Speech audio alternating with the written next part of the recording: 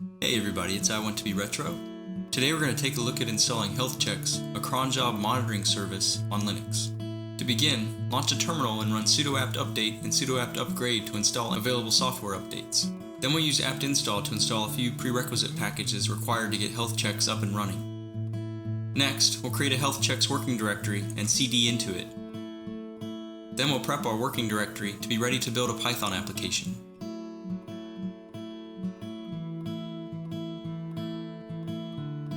And use the Python package manager pip3 to install the wheel package.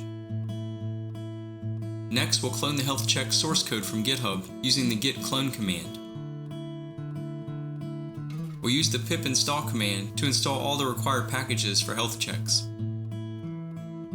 Next, we'll change directory to the Healthchecks subdirectory. Then run manage.py to initialize the database. With the database initialized, we'll run another command to create a new superuser. Follow the prompts to enter an email address and password for the new user. And finally, we'll run our Healthchecks server.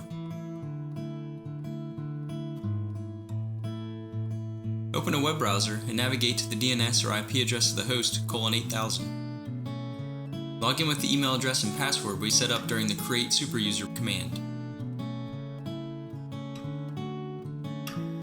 We now have Healthchecks installed and running. Let's take it a step further and set it up as a systemd service so it starts at system boot.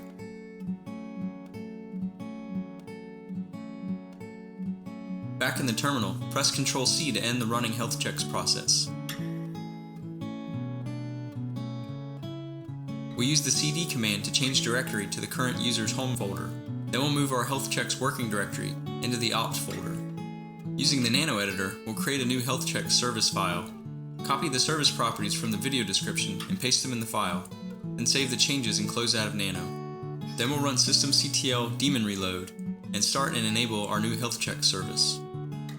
Back in the web browser, refresh the Healthchecks tab to make sure it's still accessible.